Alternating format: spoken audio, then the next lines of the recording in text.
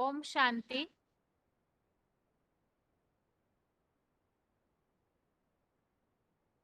भगवत गीता श्लोक क्लास में आज के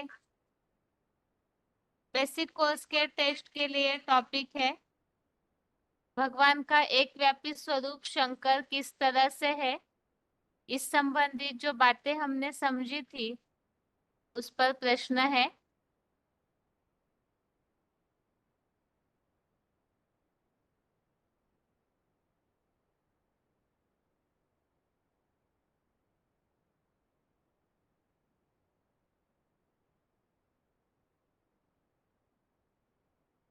पहला प्रश्न है,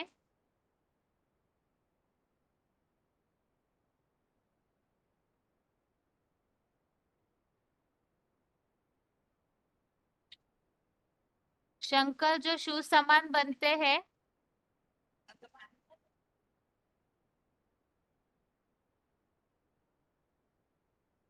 शंकर जो शिव समान बनते हैं इसके लिए भक्ति मार्ग में क्या उल्लेख मिलता है।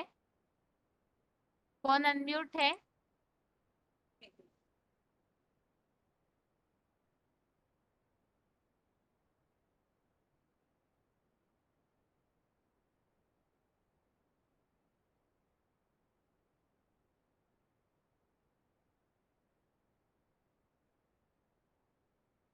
कौन अनम्यूट है?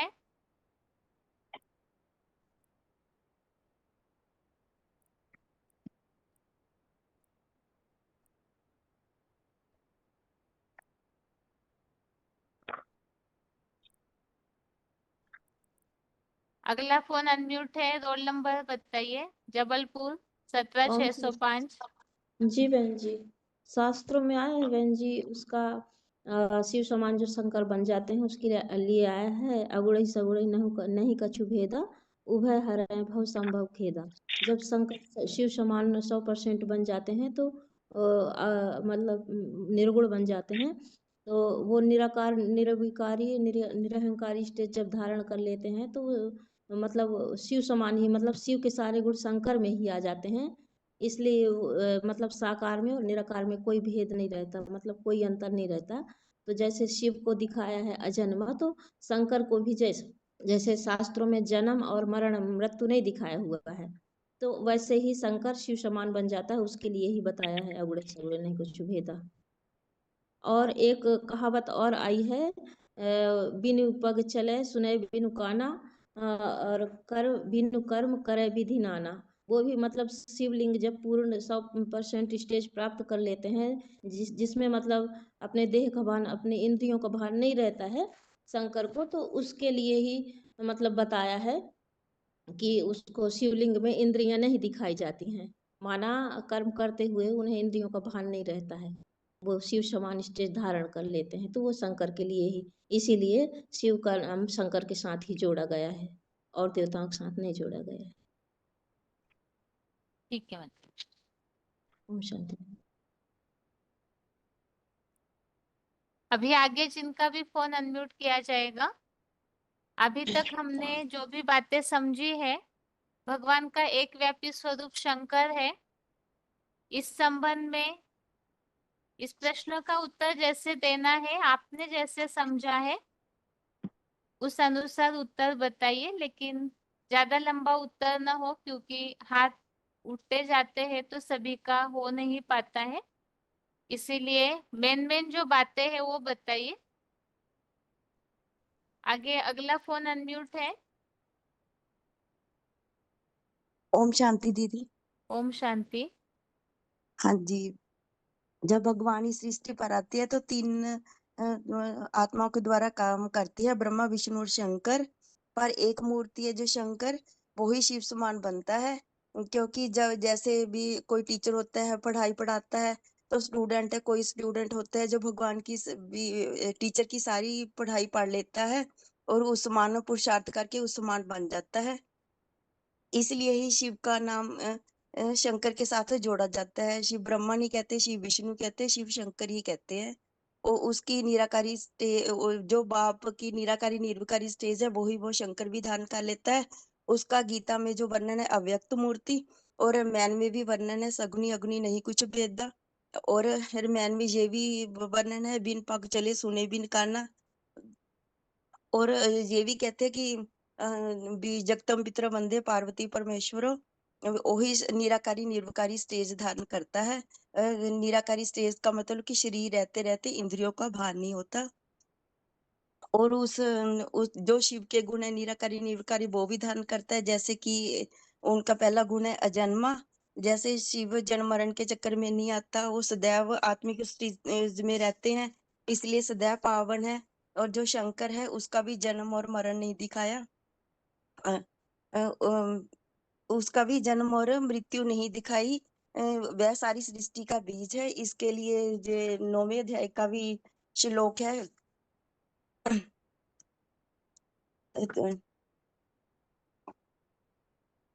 जो बुलाया कि उससे ही सारी सृष्टि का आदि होता है, उससे ही सारी सृष्टि का अंत होता है। सर्वभूतानि कौन्ते प्रकृति जानती मामिकं कल्पक्षय पुनर्तानि कल्पादो विरस्याभ्याम।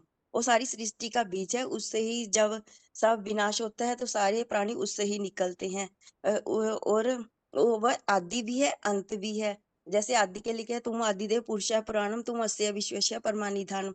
जब शिव बाप आते हैं आदि ऐसे है तो उसी में प्रवेश करते हैं, तो सृष्टि का आदि होता है। अंत में जब सारी सृष्टि का विनाश होता है तो वही एक रह जाता है, और सभी प्राणी उसमें समा जाते हैं याद के रूप में। ठीक है माता जी। ओम शांति। हाँ जी। आगे अगला फोन अनम्यूट है।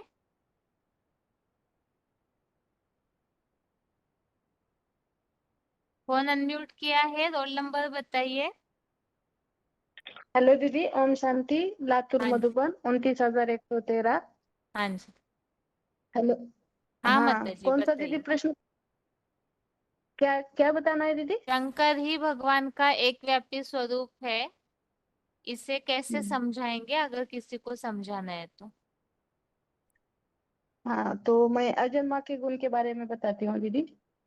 शिव इस सृष्टि पर एक व्यापी होकर के प्रवेश करके आते हैं तो भी उनको संग का रंग नहीं लगता, लेकिन मनुष्य आत्मा तो लगाव झुकाव में संग के रंग में आते हैं, कारण जन्म मरण के चक्र में आते हैं।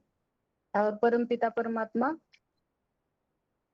आ, परमात्मा तो जन्म मरण के चक्र में से न्यारे है, तो इसलिए अजन्मा है।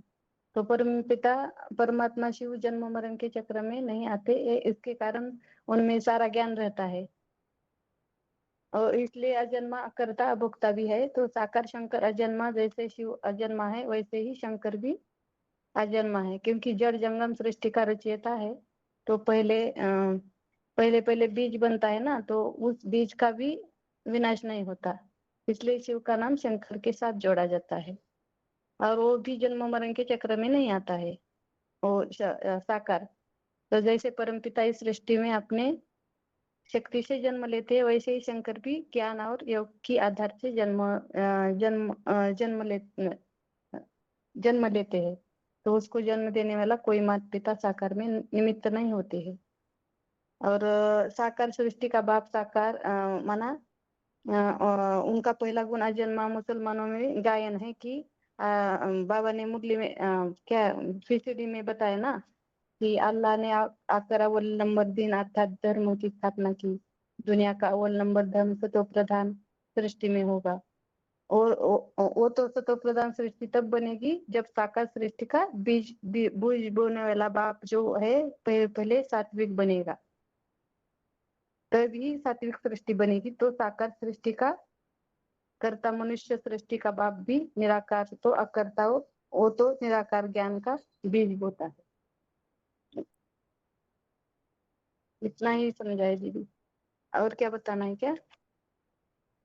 एक व्यापी स्वरूप के लिए माता जी और क्या क्या पॉइंट बता सकते हैं, सिर्फ पॉइंट बताइए।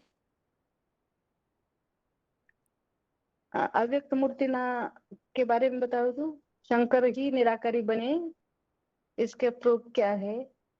तो भक्ति मार्ग में जो चित्र दिखाया देते हैं एक ही शंकर का तपस्या का रूप है, और शिवलिंग का रूप दिखाते हैं दूसरा।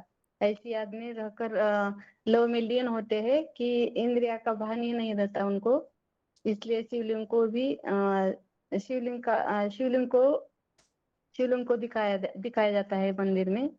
ये शिवलिंग की गीता में भी आया, शिवलिंग की यादगार दिखाते हैं ना, तो अव्यक्त मूर्तिनाथ के रूप में गीता में भी आया है साकार के लिए। तो ऐसी स्थिति बनाते हैं, माना इंद्रिय से सारे कर्म करते हुए कर्मों का इनके ऊपर कोई भी लेप छेप नहीं लगता है। तो रामायण में भी कहा है कि बिनु पग चले सुने बिन काना, करे बिनु कर्म को विधि माना, अनन रहित सकल रक्ष भोगी, बिनु वाणी वक्तांड जोगी। तो वो शंकर ही वक्तांड ऐसे नहीं, स्टेज बना, वक्तावड़ जोगी। वक्तावड़ मतलब वक्तावड़, वक्ता मतलब बड़ा भाषण करने वाला है, इस हिसाब से बोला है वो शब्द। वक्तावड़। हम्म। हाँ, तो ऐसी स्टेज बनाते हैं वो। जैसे परमपिता शिवात्माओं के पिता है, वैसे ही साकार सृष्टि का पिता भी, मनुष्य सृष्टि का बाप भी साकार ही होना चाहिए। लेकिन उनकी स्थिति तो शिव समान बनाते हैं, तो साकार होते हुए भी वो ऐसी स्थिति बनाते हैं। इसके लिए भक्ति मार्ग में कहा है कि जगतम पितरम वंदे पार्वती परमेश्वरम, अर्थात महादेव को ही शास्त्रों में पिता के रूप में कहा हुआ है। तो ठीक है मतलब। श्लोक में भी, हाँ ठीक है, अश्वत्थ वृक्ष का भी उदाहरण दे सकते हैं जी। वही आगे भक्ति मार्ग अगला में फोन। महादेव के लिए। हेलो, हेलो, हाँ जी, रोल नंबर हेलो, बताइए। 6021। हाँ जी। हेलो, हाँ, हाँ माता जी बताइए। वही शिव शंकर मला एक है, अलग है, वही बताना है ना प्रश्न। हेलो, शंकर के द्वारा ही भगवान एक व्यापी स्वरूप में प्रत्यक्ष होते हैं, इसके लिए क्या प्रूफ दे सकते हैं? हाँ, जैसे मंदिर में भक्ति मार्ग में दिखाते हैं कि शंकर ध्यान मग्न बिठाया हुआ है। जैसे रामायण में भी बोला है, बिन पग चलो बिन काना सुनो। वो एक मिसाल हम बन दे सकते हैं। वैसे शिव और शंकर पुरुषार्थ करके शिव समान बनता है। एक ही है, शिव ब्रह्मा नहीं कहा जाता है, शिव विष्णु नहीं कहा जाता है, शिव शंकर ही कहा जाता है। 33 करोड़ देवताओं में देवों का देव महादेव, तो शंकर का ही नाम शिव के साथ जोड़ा जाता है। और इसमें भी बोला है, गीता के 90वें अध्याय में 4था श्लोक में भी बोला है, माया तत्वमिदं मन अव्यक्त मूर्ति ना, ये भी बोला है। और 11 का 38वां श्लोक में भी बोला है, तुम आदि देव पुरुष पुरास तमस्य विश्वस्य परम निधान। मतलब तुम पृथ्वी के प्रथम पुरुष हो, तुम सबसे बड़े ते बड़े हो। इसके लिए और इसका भी हम मिसाल दे सकते हैं।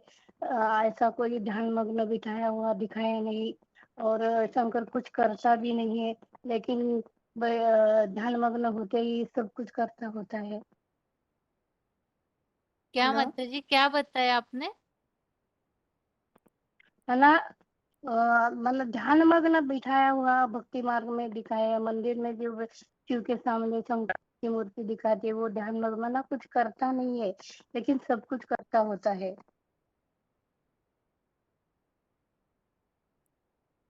हेलो, कुछ करता नहीं और सब कुछ करता होता है, ये दो वाक्यों का अर्थ समझाइए माता जी एक बार।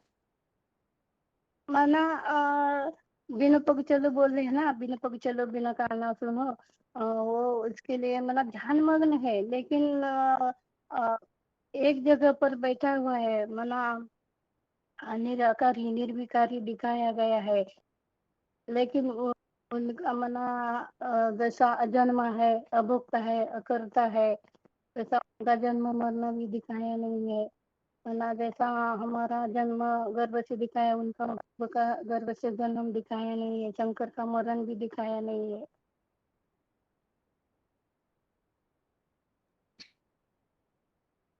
हेलो, ये बात इस तरह से समझानी है। एक तो माता जी देखिए, वो जो बिनु पग चले उसका उल्लेख जो बताना चाहिए वो एक्यूरेट होना चाहिए। आप उसे थोड़ा सा सीख लीजिएगा कहीं देख करके। बिनु पग चले हाँ सुने बिनु काना, कर बिनु कर्म करे विधि नाना, आनंद रहित सकल रस भोगी, बिनु वाणी वक्ता बड़ जोगी। ये तो श्लोक नहीं है ना, शुद्ध हिंदी है। आप अगर गलत हाँ बताएंगे भक्ति मार्ग वालों को तो वो तो भक्ति में पता है ना, अगर थोड़ा भी नहीं गलत बोलते हैं मतलब तो लंबा बड़ा हो जाता है, इसके लिए थोड़ा सा ही चलेगा। बिना पग चलो लेकिन बिना आपने जो एक दो शब्द बताए ना उसमें भी थोड़ा सा गलत था। आप बताइए, अगर आपको पूरा आता है तो एक बार आप बताइए अभी पूरा। बिना पग चलो बिना खाना सुनो अन्न, वही ना। हाँ जी, आप पूरा बिना बताइए। हाँ माना बिना देख के बताए, मैं देख के नहीं बता देख रही के हूँ सब। बताइए, देख के बताइए।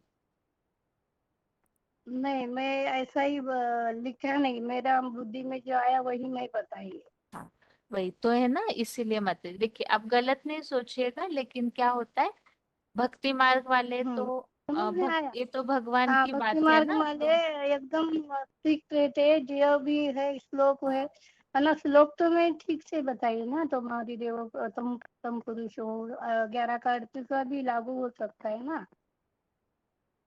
हम्म।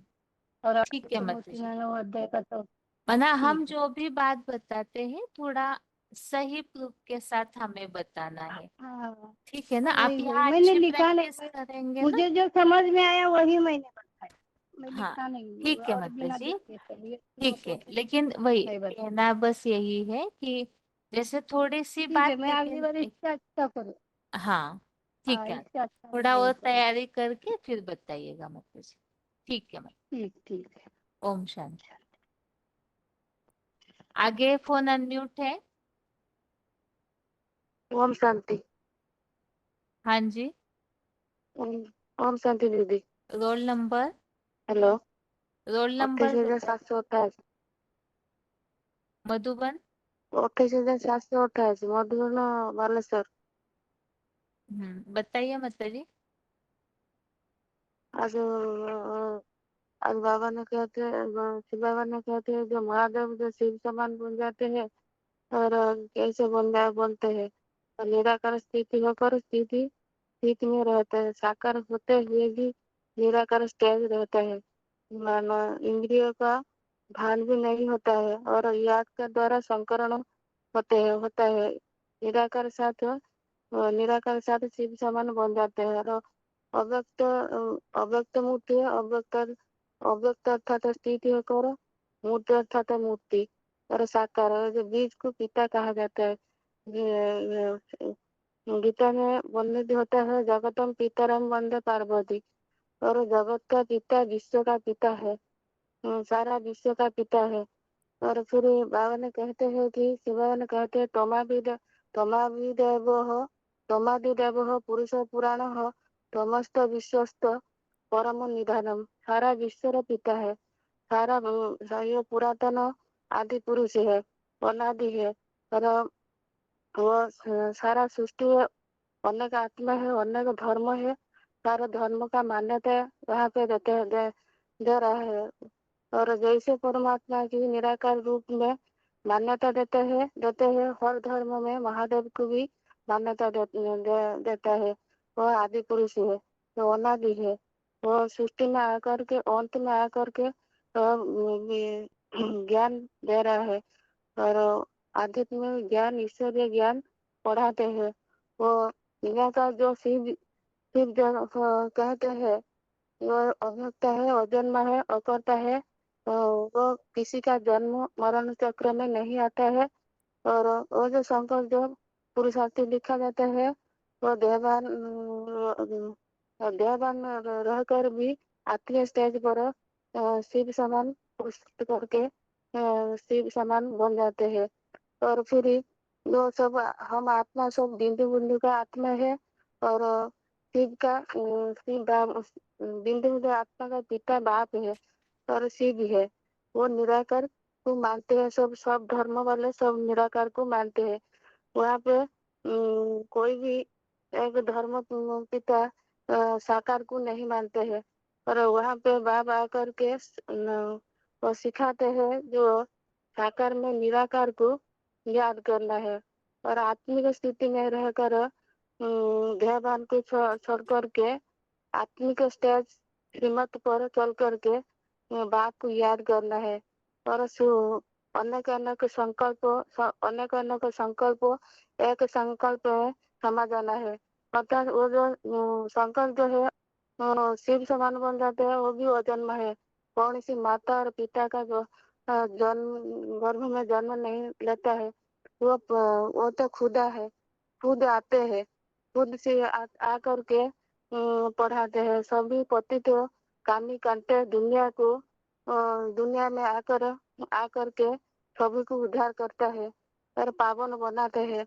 अर्थात आत्मिक ज्योति ज्योति बिंदु में समा जाना है और सब भाई भाई होकर चलना है और किसी का ऊपर दुश्मन नहीं करना है। और दुश्मन जो करूंगी तो देवान आ जाता है, विश्व परिवर्तन नहीं होता है। वो आदि पुरुष है, जो अनादि है, उसको आदम एदम आदिनाथ आदिनाथ कहा जाता है। फिर बाबा ने कहते हैं कि सर्व धर्म परित्याज्य, सब धर्म को परित्याग करके मेरे शरण में आ जाओ और मामेकम याद करो। मुझे एक को याद करना है, एक सिवा दूसरा न कोई। और बाप का श्रीमत जो देते हैं पढ़ाई और पढ़ाई पर और सेवा पर, ज्ञान पर और धारणा पर, वो इसको करना है। वो काम जो नहीं करेगा पुरुषार्थ जीवन सार्थक नहीं होता है और तभी माता तो जी, देह अभिमान में आ जाता है। हेलो माता जी, हाँ वो सर्वधर्मान परित्यज्य की बात यहाँ शंकर और शिव के बीच में क्यों ली आपने, यह समझाइए हमें। शंकर अभी आपने सर्वधर्मान परित्यज्य की बात बताई ना, और कुछ वैर भावना वाली सर्वधर्मान में बात अर्थ बताई, है ये किस हिसाब से ली। अच्छा पुरुषार्थ करना है, ये किस हिसाब से बताया। अच्छा पुरुषार्थ अर्थात अपना अंदर जो गुण अवगुण है इसको परित्याग करके करना है। गुण जो हम यहाँ माता हमारा जी अंदर देखिए, जो हेलो माता जी, देखिए आपको जो अच्छा लग हाँ रहा है वो नहीं बताइए। आप जो बता रहे हैं उसमें लिंक नहीं पता चल रही है, आप क्या बताना चाहते हैं। या तो आपने मैटर लिखा है या तो मैंने सोच के नहीं रखा होगा, बता रहे हैं तो हाँ थोड़ा सा। स्वस्थ रखती आप है जो और समझा रहे हैं हमें समझ अभी में नहीं आ रहा है, आप क्या समझाना चाहते। आप जब मेन किस टॉपिक पे जब समझा रहे हैं, विनाश हमें काल होता समझाइए। है क्या आज्ञा। आप किस टॉपिक पर हेलो समझा रहे हैं, ये हेलो बताइए। हाँ तभी खबर जो और दुनिया जो विनाश वाला ज्वालामुखी में और सब कामाग्नि और ये तो दुनिया जड़ जंगम है।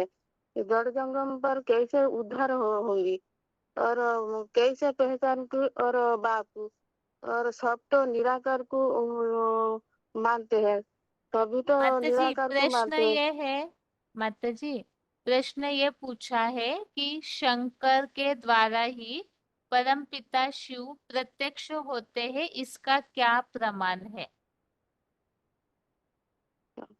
आप हिंदी समझते हैं ना माता जी अच्छे से। प्रत्येक होता है जो वो तो ज्योति बुद्धि है, कैसे याद करना है तो निराकार को। अब साकार नहीं होगा तो मुख नहीं होता है तो कैसे पहचानूंगी निराकार बाप को, सुप्रीम सर शिव को। और जब सृष्टि पर जो वो जड़ जंगम पर आएंगे तो तब हम पहचानेंगे और एक व्यापी होकर भगवान को याद करेंगे और एक श्रीमत के ऊपर चलूंगी।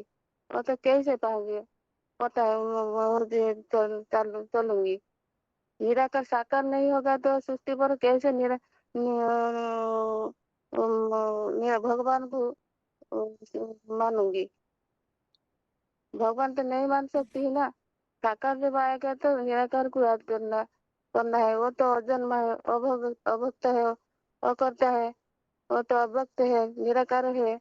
वो तो जब साकार में आएगा तो मुख आता है, इसीलिए हम पहचान के तो भगवान आया है और सर्वव्यापी नहीं है, एक बाकी कर आता है और सभी को ज्ञान अर्थात ज्ञान व माता जी, जानकारी धारणा माता भी। जी, एक मिनट। आज्ञा। आप अभी आगे और भी माताएं या भाई बताएंगे, आप एक बार सुनिएगा वो क्या बता रहे, तो आपको समझ में आएगा। आप कुछ और टॉपिक पे बता रहे।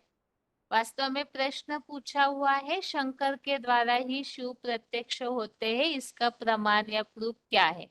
आप अभी सुनिएगा और अगली प्रमाण है माता आप जी। शरीर, लेकिन याद शरीर वाला याद याद एक ही बाप कुटुंब, वसुधैव कुटुंबकम और जगत पिता है।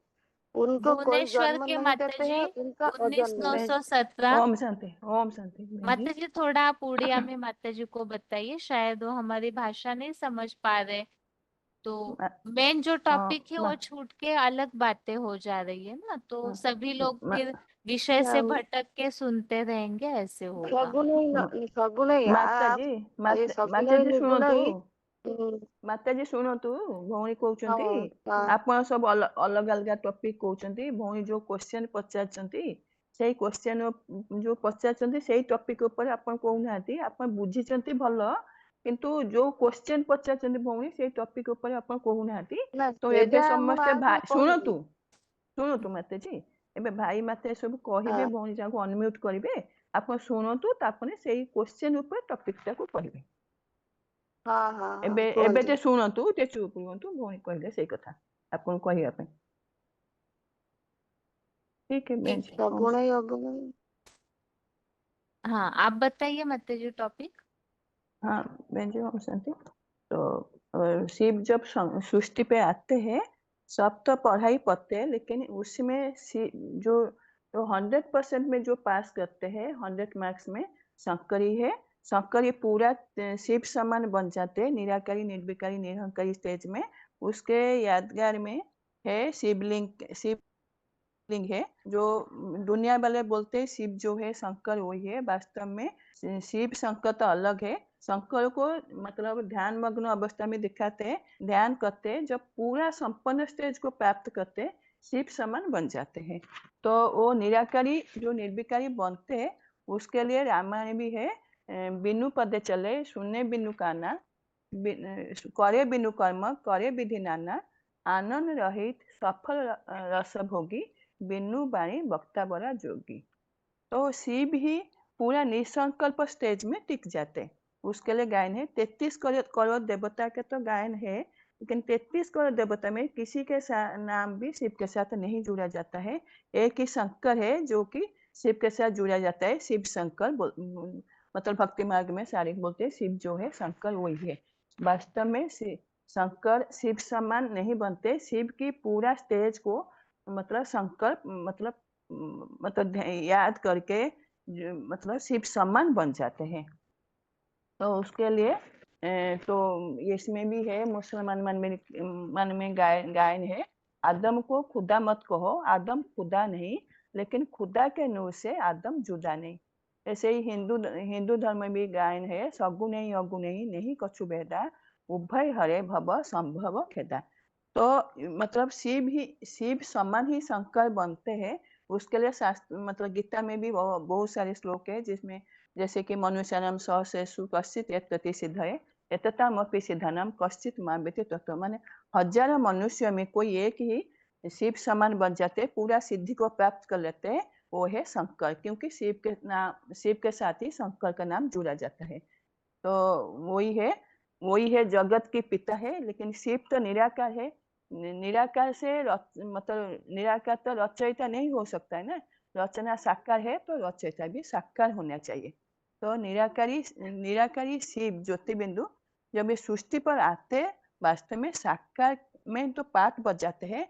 त्रिमूर्ति शिव कहते हैं, तीन मूर्ति द्वारा कर्तव्य तो करते हैं, ब्रह्मा विष्णु शंकर स्थापना पालना विनाश करते हैं, लेकिन शंकर ही पूरा शिव समान मतलब बन जाते हैं। शंकर के द्वारा ही ये सृष्टि के विस्तार को पाया है, जो वही है रचयिता वास्तव में। तो शिव जो है मतलब ज्ञान देते हैं, निराकारी ज्ञान देते हैं, लेकिन शंकर जो है पूरा रचयिता है, उनसे ही ये सृष्टि विस्तार को पाया है, जिसके लिए गीता में है अव्यक्त मूर्तिना, मतलब वही उन्हीं के द्वारा ही ये सृष्टि विस्तार को पाया है। जैसे ये भी श्लोक भी गीता में बहुत सारे श्लोक है, जैसे ये जो मयि तत्तमिदं सर्वम जगत तो वो तो है मया तत्तमिदं सर्वम जगत अव्यक्त मूर्तिना मस्तानि सर्वभूतानि न च अहं तेषु अवस्थितम्। तो यही वैसे भी श्लोक बहुत सारे हैं, मत्तय व्यतीतान विधि न तू अहम तेसु ते मयि, माने सब उन्हीं में है लेकिन वो किसी में नहीं है। वो सृष्टि रूप का बीज है, जैसे बीज से एक मुख्य मतलब बड़ा होता है, ऐसे ही जो शंकर है आदि देव है, आदि पुरुष है, जिसके लिए गीता में भी है।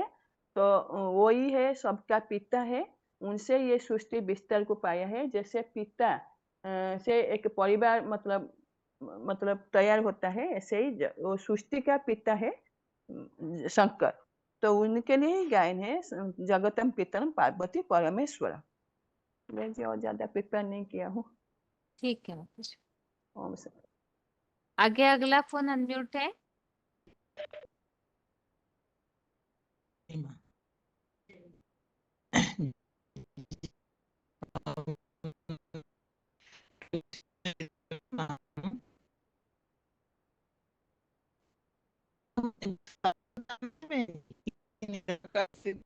खिड़की के पास खड़े रहिए, थोड़ा नेटवर्क नहीं है आपके फोन में। जी बहन ये भी है क्या? हाँ जी, बताइए। जो भगवान है वो निराकार शिव, हर धर्म में उसकी मान्यता है। जिसको जो शिव है, शिव माना कल्याणकारी, उसको हर धर्म में याद करते हैं। जैसे क्रिश्चियन उसको गॉड इज लाइट कहते हैं, हिंदू में तो ज्योतिर्लिंगम स्वरूप याद है, आदम यहोवा लोग, हाँ नहीं, हाँ यहोवा बोल के मानते हैं क्या। वैसी तो खुदा का जो नूर है वो जरूर कोई है तो निराकार, पर ये दुनिया साकार है, तो कोई साकार में आते हैं, उसी की यादगार। हर धर्म का जो अव्वल नंबर धर्म पिता है, हर धर्म में उसकी मान्यता है, उसी को ही आदि पुरुष कहा गया है। तो जो निराकार शिव है, ये साकार सृष्टि में उसी आदि पुरुष में ही आकर काम करते हैं, तो उसी के नाम के साथ उनका नाम जुड़ा जाता है। तो जो शिव है उसका नाम 33 कोटि देवताओं में सिर्फ शंकर के साथ ही जुड़ा जाता है। जिसके लिए गायन है वो शंकर के साथ इसीलिए जोड़ा जाता है क्योंकि शंकर ही 33 कोटि देवताओं में एकमात्र वो पर्सनालिटी हैं जिन्होंने शिव समान स्टेज को प्राप्त किया। उसी के लिए ही शास्त्र में आया है, सगुण ही अगुण ही नहीं कछु भेदा, उभय हरय सब भव संभव खेता। माना वो जो आत्मा है वो अपनी पुरुषार्थ करके निराकार शिव समान वो स्टेज हरण कर लेता है। तो उसी के लिए ही गायन है आत्मा सो परमात्मा। तभी जो शिव का गुण है उसी वही शंकर का भी गुण है।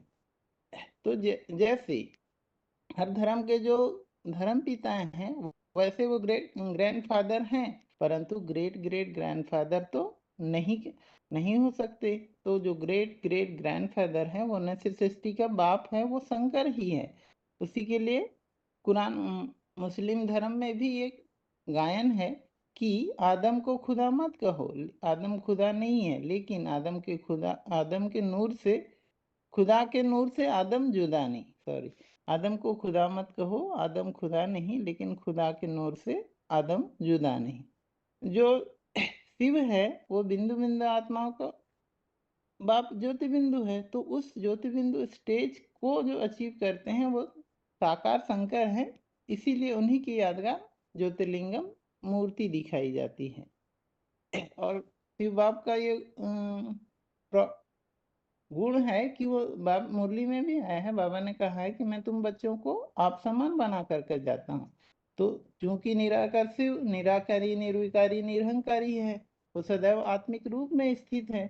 तो उस स्टेज को जो पहला नंबर, जैसे कि कोई टीचर पढ़ाता है तो कोई बच्चे तो 100%, कोई बच्चा जो 100% उस समान स्टेज को धारण करता है वो शंकर है। वो भी शिव से वो पढ़ाई पढ़ के उस समान बन जाता है।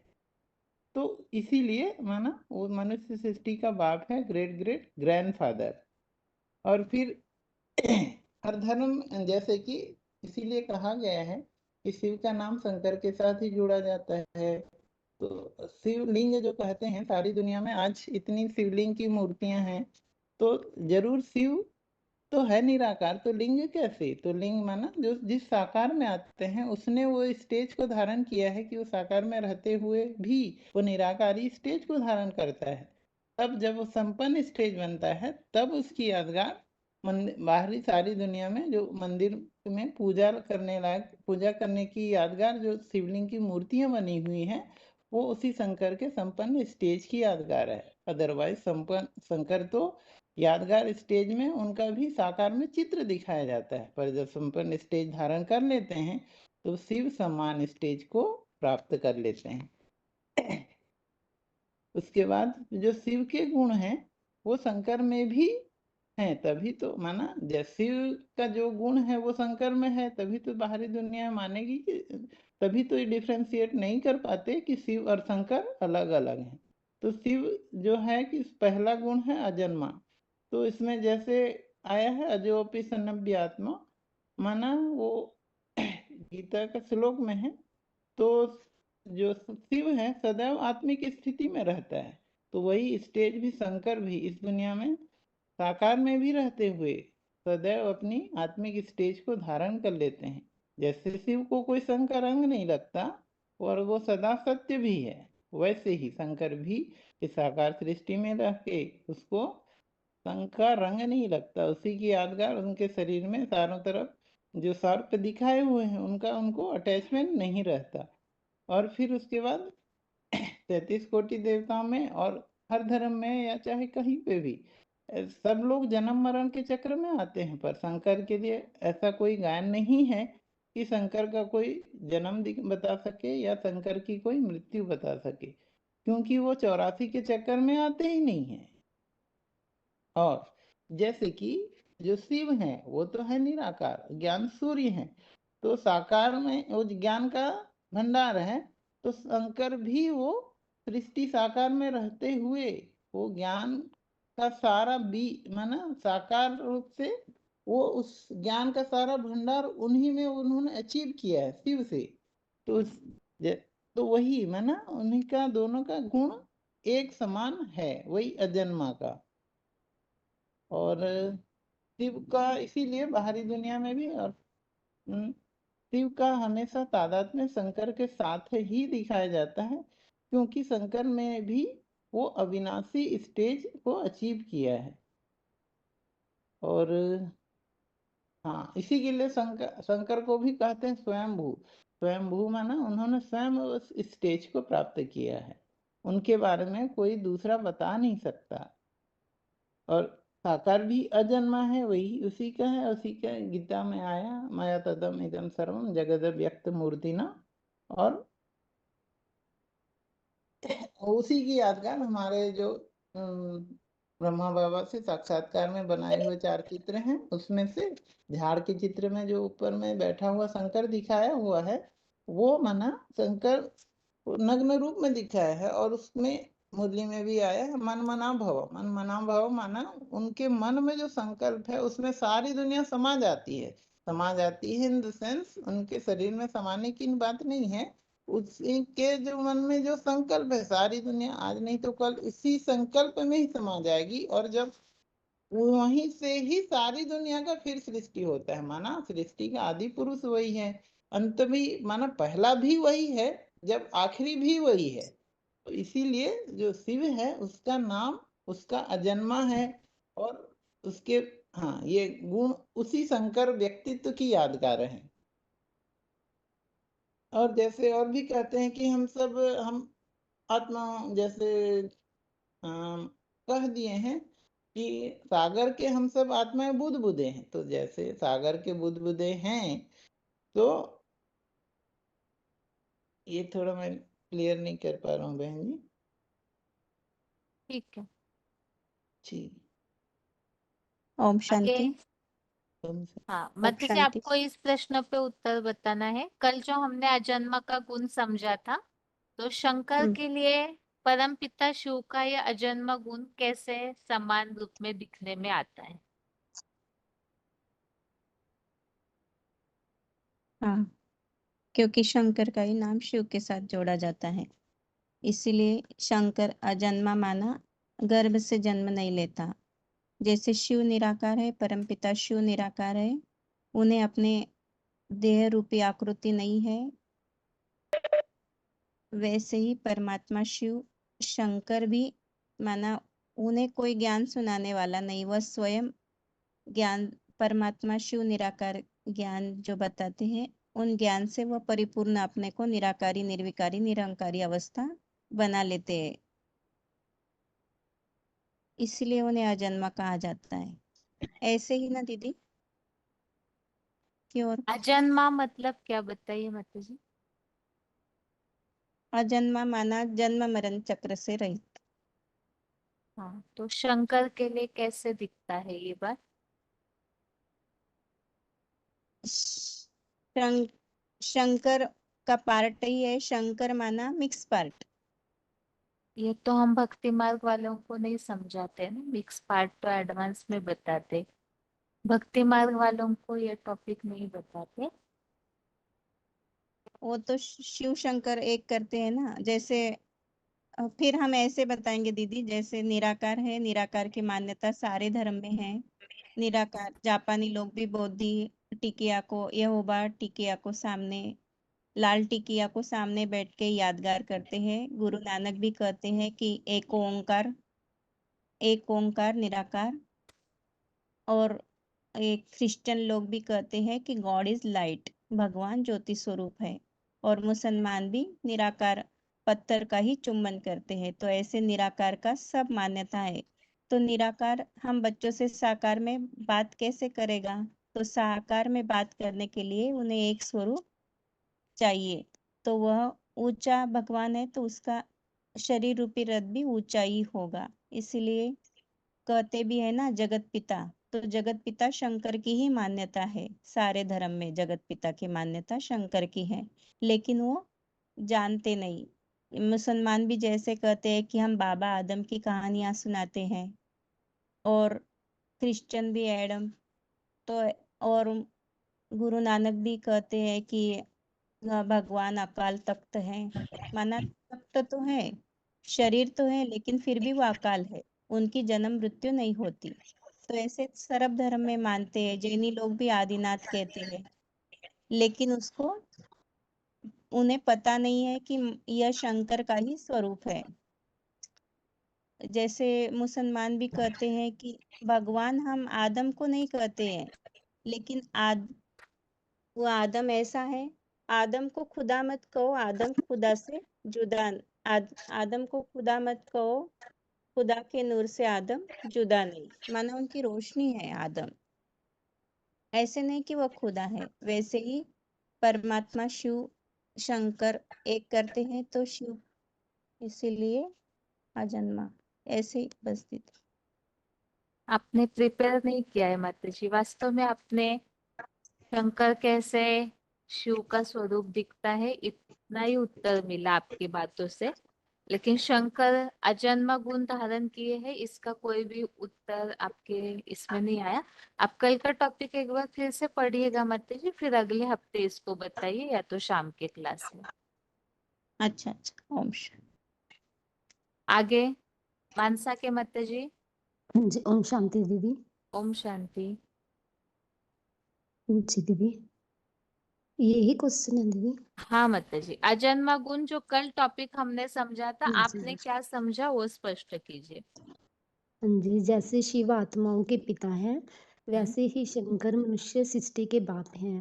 तो हम्म जब शंकर शिव के समान बन जाते हैं, तो उनमें वो गुण आने चाहिए, मतलब आदम में भी वो गुण दिखाई पड़ने चाहिए। तो हम्म शिव अजन्मा कैसे हैं? वो आत्माओं के बाप हैं, सदैव आत्मिक स्थिति में रहते हैं। इस धरती पे जब मनुष्य तन में आते हैं, तो भी उनको संग का रंग नहीं लगता, सदैव ही पावन रहते हैं। मतलब जब संग का रंग नहीं लगता, तो मतलब जन्म मरण के चक्कर में भी उनको आना नहीं पड़ता। क्योंकि उनकी आत्मा पे कोई लेप शेप नहीं लगता। तो जब जन्म मरण के चक्कर में नहीं आते तो ज्ञान भी उनका एज इट इज रहता है, मतलब ज्ञान के सागर रहते हैं। तो ऐसे ही शंकर हैं, बाबा कहते हैं वो साकार मनुष्य सृष्टि का रचयिता है, क्योंकि साकार सृष्टि है तो उनका रचयिता भी साकार चाहिए। तो यह सृष्टि एक अश्वत्थ वृक्ष है जिसका बीज मनुष्य सृष्टि का बीज बाप है शंकर। और बीज सदैव ही अविनाशी होता है, उसका कभी नाश नहीं होता। बाबा ने बताया कि ध्रुवम जन्म मृतस्य च, मतलब जो जन्म लेता है उसकी मृत्यु तो निश्चित है, परंतु शंकर ही एक ऐसी पर्सनैलिटी है जिसका जन्म और मृत्यु नहीं दिखाते।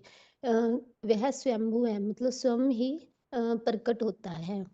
और बाबा ने बताया कि सर्वभूतानि कौन्तेय प्रकृतिम यान्ति मामिकाम कल्पक्षये पुनः तानि कल्पादो विसृजाम्यहम्। मतलब जब सृष्टि का रचना होती है तो सभी उसी में से निकलते हैं और अंत में उसी में समा जाते हैं, अर्थात मतलब आदि में भी वही पर्सनैलिटी होती है और अंत में भी वही बचता है, मतलब कोई भी उसको जन्म लेते और मरते देखता नहीं, इसीलिए वो अजन्मा का मतलब है साकार रूप में शिव समान।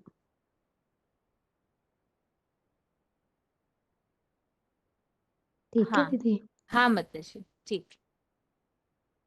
दीदी मैंने वो प्रिपेयर किया था कि एक व्यापी रूपी शंकर कैसे हैं। ठीक है माताजी, बताइए।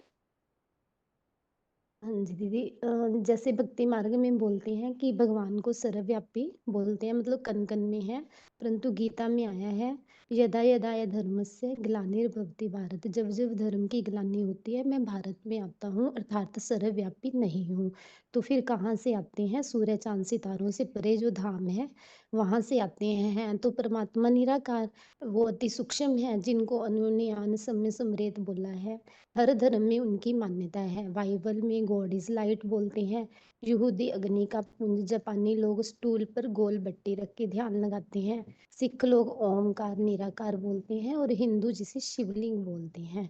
तो हर धर्म में उस निराकार की मान्यता है, परंतु वो निराकार हमें ज्ञान कैसे सुनाए? तो जरूर मुख चाहिए ना। तो जैसे भूत प्रेत प्रवेश करते हैं वैसे भगवान भी प्रवेश करते हैं, जिसके लिए बोला है प्रवेश टू, मैं प्रवेश होने योग्य हूँ। और गीता में 9:11 में बोला है अवजंती माम मूढ़ा मानुषम तनुमाश्रितम, यानी कि वो मनुष्य तन का आधार लेते हैं और उनके जन्म और कर्म भी दिव्य हैं। परंतु अब प्रश्न यह उठता है कि भगवान प्रवेश किस मनुष्य तन में करेंगे, क्योंकि 500-700 करोड़ इतनी दुनिया की आबादी है, तो कोई तो पर्सनैलिटी चाहिए जिसमें भगवान प्रवेश करें। तो जैसे सभी मतलब अभी कलयुग के अंत में कोई देवता तो रहते नहीं, जन्म मरण के चक्कर में आते आते सभी तमो प्रधान हो गए हैं। तो 33 करोड़ देवताओं में से 3 देवता मुख्य माने जाते हैं, ब्रह्मा विष्णु शंकर। परंतु ब्रह्मा को देव और विष्णु भी देव हैं, परंतु शंकर को महादेव बोला जाता है, देवताओं में सबसे बड़ा देवता। जिस प्रकार बड़े आदमी का फर्नीचर भी बड़ा होता है, उसी प्रकार भगवान भी ऊंच से ऊंच में ही आएंगे ना। आत्माओं में सबसे ऊंचे हैं शिव और देवताओं में सबसे ऊंचे हैं महादेव। तो फिर आत्माओं के बाप सबसे बड़े देवता में ही प्रवेश करेंगे। गॉड इज वन, तो उनका बच्चा भी वन ही होता है जो है शंकर। तो बड़ा बच्चा एक ही होगा, बाकी तो सभी नंबरवार होंगे। बाबा बोलते हैं कि अनुभवी तन का आधार लेता हूँ। अनुभवी तन मतलब ऑलराउंड पार्टधारी, जिसका 1 सेकंड भी इस दुनिया में कम नहीं होता। और बाबा बोलते हैं कि शिव बाप जब आते हैं, जिस मुकर्रर रथ में प्रवेश करते हैं उसको पहले आप समान बनाते हैं तो उसका नाम ही शिव के साथ जोड़ा जाता है, इसीलिए बोला जाता है शिव शंकर। कभी भी शिव राम शिव कृष्ण नहीं बोला जाता। भक्ति मार्ग में भी इसका है कि एंड सन्स कंपनी अभी भी इसका गायन है। शिव है आत्माओं का बाप और शंकर है मनुष्य सृष्टि का बाप। जिस प्रकार आत्माओं के बाप की भी हर धर्म में मान्यता है, वैसे शंकर बाप मनुष्य सृष्टि के बाप की भी हर धर्म में मान्यता है। हिंदू लोग जिसे आदिदेव बोलते हैं, जैनी आदिनाथ, मुस्लिम जिनको आदम और क्रिश्चियन जिनको एडम बोलते हैं। तो हर धर्म में उस पहले पुरुष की मान्यता है जो कलयुग अंत में अति साधारण तनधारी बन जाते हैं और जिनमें शिव प्रवेश करते हैं। तो शंकर ही ऐसे देवता हैं जिनको तीसरा नेत्र दिखाया है और किसी को तीसरा नेत्र नहीं दिखाते। शिव उनमें ही आकर ज्ञान का अकूट भंडार देते हैं। जैसे कोई बुद्धि रूपी पात्र बड़ा होता है और कोई छोटा होता है, ऐसे ही शिव तो सबको समान रूप से ज्ञान की रोशनी देते हैं, परंतु शंकर सबसे जास्ती उस ज्ञान और योग की रोशनी को अपने में ऑब्जर्व कर लेते हैं। वह सबसे बड़े पात्र ठहरे और याद में इतना ऊंचा पुरुषार्थ करते हैं कि शिव समान निराकारी स्टेज बन जाती है। और निराकारी स्टेज मतलब कोई संकल्प नहीं। शिव और शंकर मतलब एक हो जाते हैं, जिसके लिए भक्ति मार्ग में गायन है, सगुन ही अगुन ही नहीं कछु भेदा। और गीता के 5 के 8 और 9 में भी इसका वर्णन है। विक्रम करते हुए भी वो कोई कार्य नहीं करते।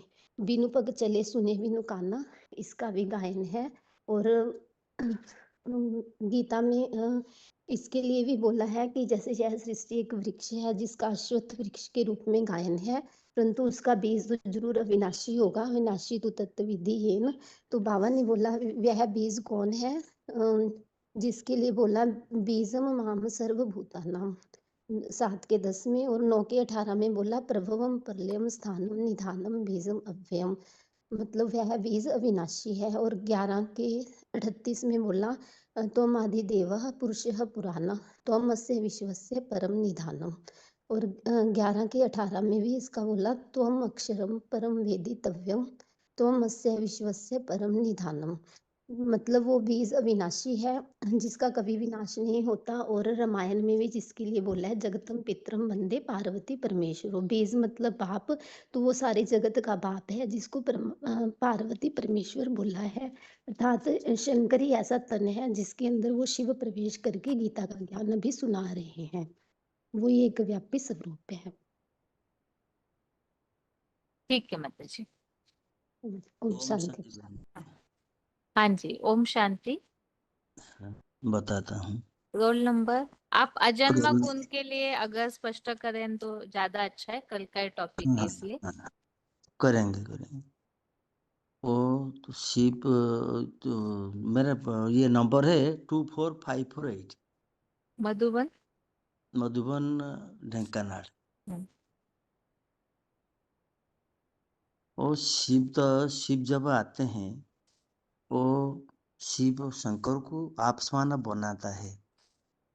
तो वो जो बनाता है वो जो 33 करोड़ देवताएं हैं उनमें एक ही देवता है जो शिव के साथ उनका नाम जोड़ा जाता है, क्योंकि उनका चित्र है चरित्र का आधार। वो जो चित्र दिखाते हैं वो निराकारी स्टेज चित्र उनको दिखाता है। वो जो निराकारी स्टेज ऐसे दिखाते हैं, निराकारी माना ही निसंकल्प स्टेज दिखाना, और वो ऐसे भी लीन हो जाता है याद से मग्न हो जाता है जो एकाकार भी हो जाता है। तो इसलिए इनका जो चित्र दिखाते हैं वो चित्र में कोई ऑर्गन्स नहीं दिखाते हैं, वो तो लिंग मूर्ति दिखाते हैं। इसलिए भी जो निराकारी स्टेज जो बनाता है, तो इसलिए गीता में आया है जो 2 श्लोक है 5 का 8 9 नैव किंचित करोतुमिति युक्तमने तत्त्ववित् पश्यन श्रुवण स्पशन जिंधन अस्रण गच्छन श्वसन सपन प्रलपन विजन गुह्यन उनिशन निमिशन इंद्रिय निधात सब वर्तन्ते धारण। तो सब कुछ इंद्रिय है लेकिन इंद्रिय जैसे उनका नहीं है। इसलिए भी गीता में ये जो शास्त्रों में भी कहते हैं ये बिनु पके चले शुणे बिनु काना कर बिनु कर्म करे विधि नाना आनंद रहित सकल रस भोगी बिनु वाणी वक्ता बड़ योगी। तो वो तो निराकार है, वो इसके लिए उनका मूर्ति की अव्यक्त मूर्ति कहा जाता है। अव्यक्त मूर्ति माने व्यक्त शरीर भी है और अव्यक्त स्टेज भी है। ये कोई जो श्लोक बताया इसलिए वही श्लोक भी प्रयोज्य है। तो अव्यक्त मूर्ति है मया तदमिति सर्व जगत अव्यक्त मूर्ति न मस्तानि सर्वभूतानि न चंतेषु अवस्थित। तो वो अव्यक्त मूर्ति भी उनको दिखाई देते हैं। तो ये उसको भी जो एक अजन्मा भी दिखाते हैं। अजन्मा के बारे में बताता हूँ कि वो इसको क्यों अजन्मा कहा जाता है। वो तो 33 करोड़ देवता में एक के देवता है, जो ये संगम युगी देवता है। वो अन्य वो 33 करोड़ देवता तो सदाकाल है, जो सत्ययुग में है, कि सदाकाल भी देवताओं को ज्ञान है, लेकिन उनका ज्ञान सिर्फ संगम युग में होता है, अन्य कोई समय भी ये ज्ञान नहीं है। इसलिए उनको अजन्मा कहा जाता है।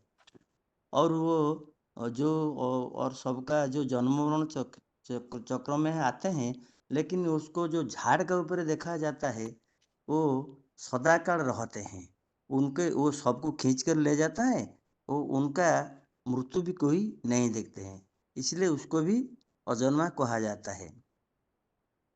और जो वो भी वो मनुष्य सृष्टि का बीज है, तो बीज का कभी विनाश नहीं होता। वृक्ष सब विनाश हो जाता है, लेकिन बीज का कभी विनाश नहीं होता। वो भी मनुष्य सृष्टि का बीज है, इससे सारी सृष्टि विस्तार होता है और सारी सृष्टि भी इनमें समा जाता है, जो कि 9 के 7 में आया है। मैया जो सर्वभूतानि कौन्तेय प्रकृति जानती मामेकम कल्पक पुनस्तानि कल्पाद्य विसृजामि अहम। तो सारी सृष्टि भी इसमें जन्म होता है, उत्पन्न होता है, उसमें भी समा जाते हैं। और ये सृष्टि का आदि देव है, तो इसलिए वो बीज है, तो इसलिए ये सृष्टि का आदि देव है। उसको सारी धर्म में मान्यता भी है। ये मुसलमान कहते हैं आदम, और क्रिश्चियन कहते हैं एडम, हिंदू कहते हैं आदि देव, और जैन ही कहते आदिनाथ। तो वो तुम उसको भी जो गीता में आया है, तुम आदिदेव पुरुष पुराण तुमस्य विश्वस्य परम निधान वेतासि वेदस्य परम तथाम तत् विषम च अनंत रूपम। वो भी और भी गीता में आया है, यो ही मनुष्य सृष्टि का बीज बीजमा सर्वभूतान विधि पार्थ सनातन बुद्धिर बुद्धिर मतास्मि तेज तेजस्विना अहम।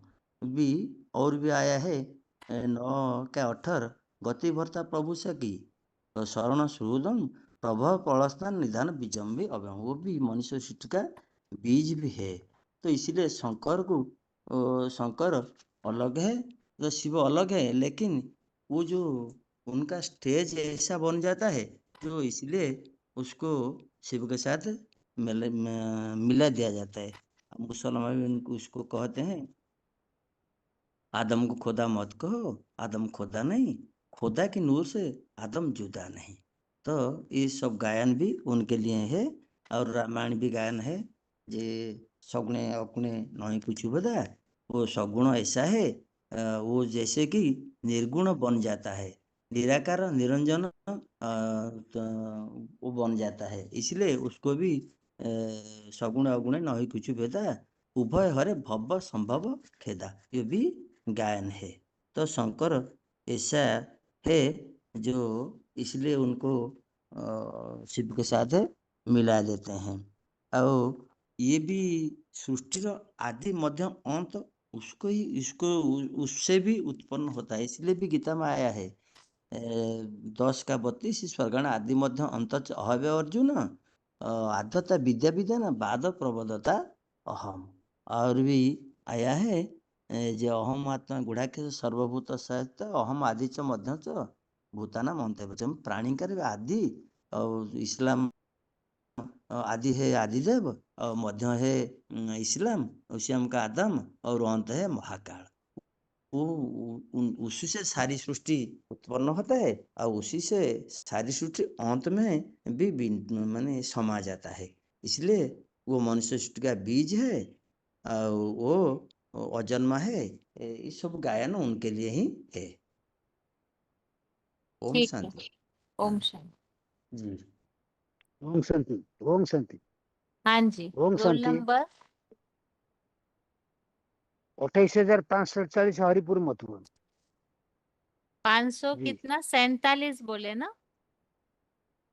28,547 547। हाँ जी, देखिए बताइए। ये सब का सार, ये सार मुझे जितना मन में आता है मैं बताता हूँ। देखिए एक लेखा है, गुरु ब्रह्मा गुरु विष्णु गुरुदेव महेश्वर गुरु साक्षात परम ब्रह्म तस्मै श्री गुरवे नमः, जो लिखा है। और एक उड़िया में है, उड़िया में मैं बोलता हूँ, फिर आप बता देता हूँ। जो ये बसंतिया मैं गुरु का देह में आता हूँ, गुरु भिन्न में मेरा आने का कोई ये नहीं, क्योंकि मैं अणु अणियांग समन स्मरण जो बोला है ना, वो अणु से अणु है, मुझे कोई देख नहीं पाएगा। तो मैं आके मनुष्य शक्ति का बाप जो है ना, उनका शरीर में आता हूँ, मेरा समान बना देता हूँ। और ये ज्ञान मनुष्य समाज को, जीव समाज को ज्ञान देने वाला वही होगा जो मनुष्य तरह बात कर सकेंगे, वो समझा सकेंगे, वही होगा मनुष्य शक्ति का बाप। इसीलिए मैं उनका तन में आता हूँ। और ये है, भगवान का साकार मूर्ति होता है गुरु, वो होता है सदगुरु, जो सदगुरु बताने वाला। और लेगा और बहुत श्लोक है, मनमना भव जो बोलता है। मेरा तो ये जो शक्ति है ना, जो शिव है ना, उनका तो रूपरेखा नहीं है, शरीर नहीं है, उनका मन तो नहीं है। मन किसका है ना, वही जो जिसका सब मूल में लिखा है, आदिदेव आदिनाथ, सब आदि, सबका आदि वही होता है। इसलिए जो तुम आदि देव पुरुषों पुराण, तुम आदि विश्व से परम निधान, ऐसा कुछ सब मैंने सब बोल के गया।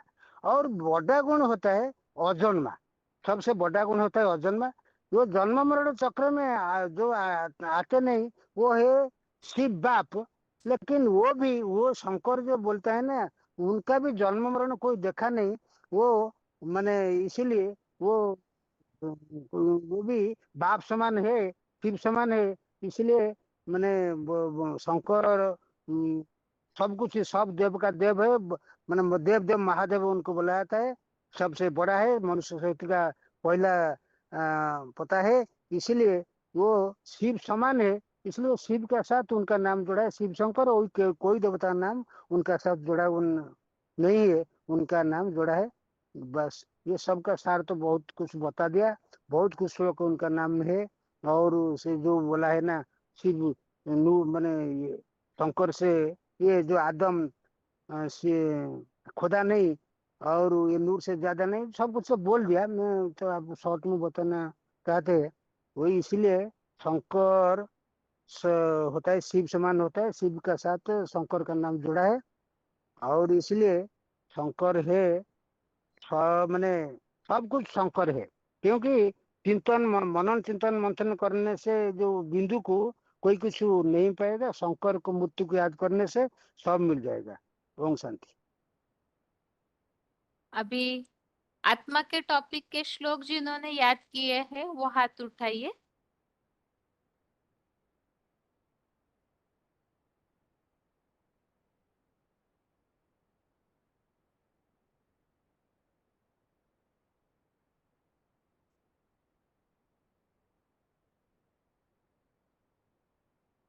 के लिए जैसे बताया था, 9वें का पहला श्लोक है, इदम तु ते गुह्यतमं प्रवक्ष्यामि अनसूयवे।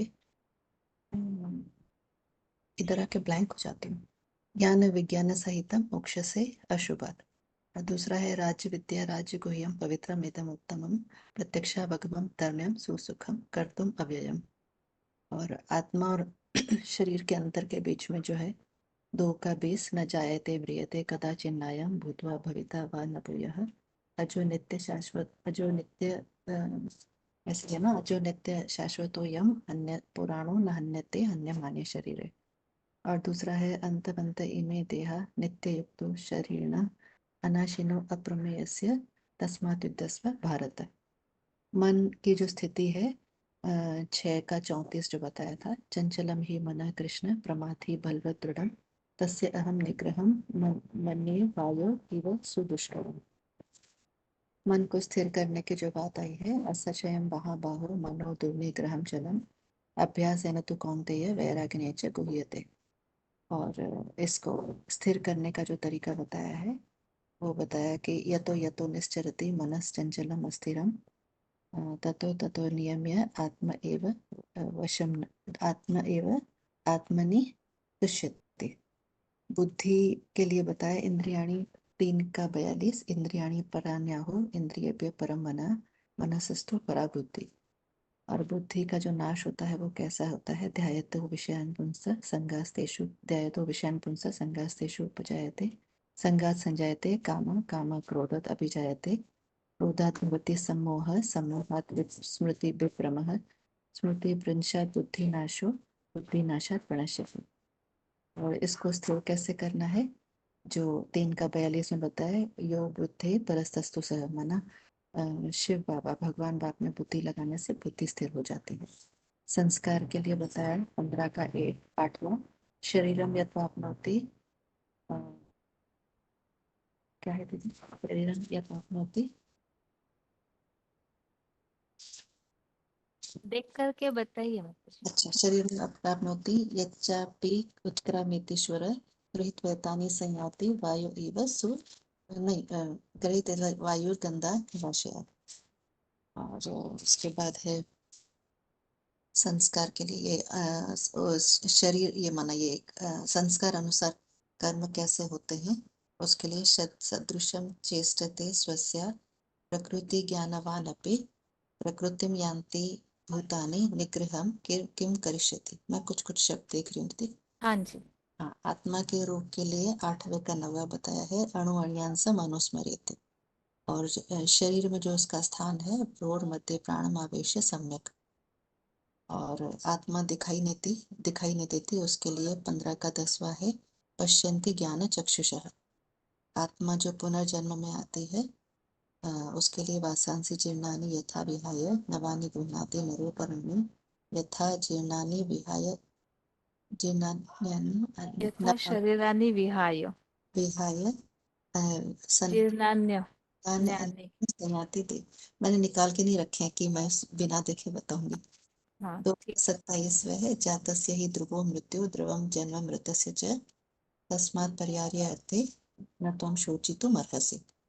आत्मा निर्लेप नहीं है, उसके लिए बताया है पुरुषः प्रकृतिस्थो हि भुङ्क्ते प्रकृति जानगुणान् कारणं गुणसंगस्य सद असत्योनिषु जन्मसु। और 5 इसका 13 का 21 जो है, पुरुष प्रकृति, ये तो बता दिया। और कौन सा बताना था? 13 का 21 हो गया ना? हाँ, 13 का 20 बताना। कार्य कारण कर्तृत्वे हेतु प्रकृति उच्यते प्रकृति सर्व दुखानां हेतु प्रकृति उच्यते। पाप धोने के बारे में जो आया है, 4 का 19 में शब्द आया है ज्ञान निर्धूत कल्मषा। और 5 का 17वां बताया है ज्ञान 5 का 17 ज्ञान निर्धूत 5 का 17 है ज्ञान निर्धूत कल्मषा। और 4 का 19 है ज्ञान अग्निदग्ध कर्माणम। माँ के का अभ्यास जरूरी है, इसके लिए पता है नेहा विक्रमनाशोस्ति प्रत्यवायो न विद्यते स्वल्पम अपस्य धर्मस्य त्रायते महतोभया। बहुत सारी याद करती हूँ दीदी, यहाँ आके भूल जाती हूँ। वो हो जाता है ऐसे माताजी। हाँ दीदी, कई दिनों से बीच बीच में छोड़ भी दिया है, आधा आधा बता के। पिछली बार शॉर्ट के हिसाब से बताया थोड़ा जो। सा बीच बीच में पढ़ते रहेंगे तो बुद्धि से जाएगा नहीं। या तो फोन में जैसे कोर्स कराते हैं तो उनको बीच बीच में श्लोक बताया कीजिए, हाँ जी। तो प्रैक्टिस बनी रहेगी। हम ऐसे होता है एक बार बता दिया फिर उसको छोड़ देते हैं ना, पढ़ना हमें आता है सोच के, नहीं, तो मैंने वो बुद्धि 25 से से फिर श्लोक याद किए थे, लेकिन अब पिछली बार आप शॉर्ट में इतना बोले तो मैं बोली इतना तो मैं आपकी तरफ बता ही दूंगी। फिर भी हाँ, इसमें गलतियां कर रही हूँ। ठीक है दीदी। वो वास्तव में होता है मतलब जी, अगर हम ज्यादा श्लोक याद करते हैं तो समय पे फिर एक भी याद ना आए। ऐसे होने से तो अच्छा है कि हम कम याद करें, और बाकी श्लोक जो है अगर एक्स्ट्रा कोई पूछते हैं तो हम उसे देख के भी बता सकते हैं इस हिसाब से। हाँ जी दीदी, ठीक। ठीक है, आगे अगला फोन अनम्यूट है।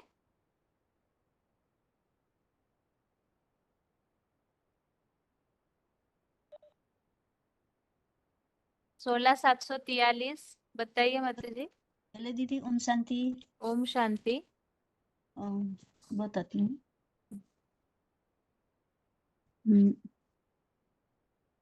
आत्मा को रूप कविम पुराण मनीषा सीताराम अणोरिये मरे स्मृति सर्वस्य दाता रमचिन्त रूप मादित्य वर्ण तमस परस्त। आत्माको शरीर नाशवान छ। आत्माको शरीर नाशवान छ। अन्तवन्त इमे देह नित्ययुक्त शरीरिणे अनाशिनो अपर्मेष्य तस्मात् युद्धस्य भारत।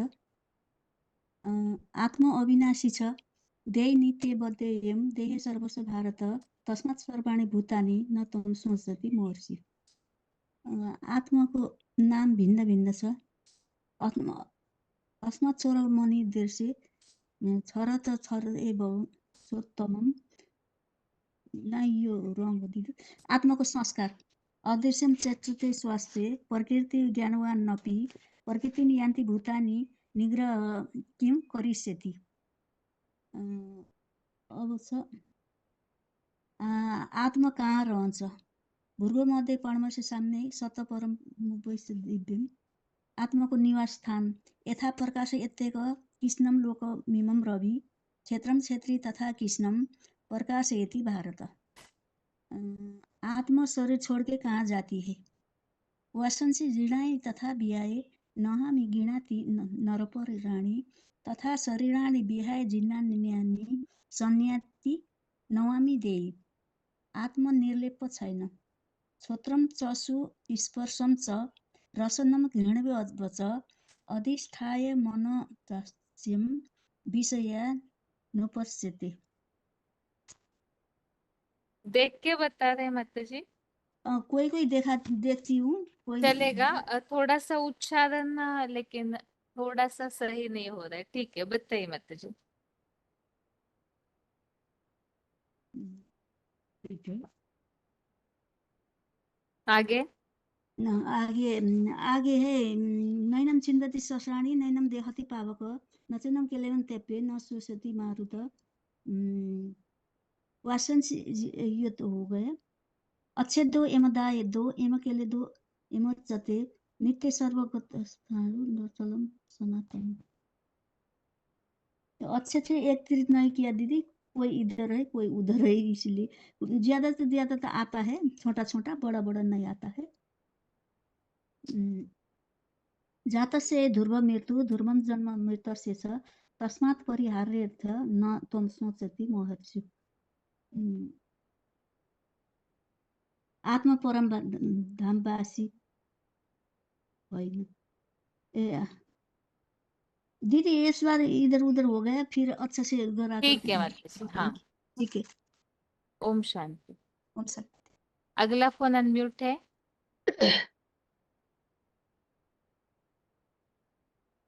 बताइए माता जी। कानपुर। Hello hello. हाँ, ओम शांति दीदी। हाँ जी। जी दीदी, आत्मा के विषय में श्लोक बता रही हूँ दीदी। सबसे पहले तो हम जब ज्ञान में आएंगे, जो आएंगे उनको हम ज्ञान का महत्व बताएंगे कि ये ज्ञान चुनना क्यों आवश्यक है। क्योंकि बाहर की दुनिया में जो भी ज्ञान दिया जाता है वो देहधारियों के संबंध में दिया जाता है, जिससे हमारी बुद्धि देह में ही लग जाती है। और ये आध्यात्मिक ज्ञान ऐसा ज्ञान है जो कि हमारी आत्मा के अंदर के रहस्यों को उजागर करता है, जिसके लिए हमारे गीता के अध्याय 8 के 3 में ही बता दिया है कि आध्यात्मिक ज्ञान क्यों आवश्यक है। अक्षरम ब्रह्मम परमम स्वभावम आध्यात्मम उच्यते भूत भावोद्भवकरम विसर्गम कर्म संजिता। ये बताया ज्ञान, आध्यात्मिक ज्ञान का महत्व। उसके बाद 10वें अध्याय के 32वें श्लोक में भी बताया है अध्यात्म विद्या विद्या नाम वाद प्रवदंताम अहम।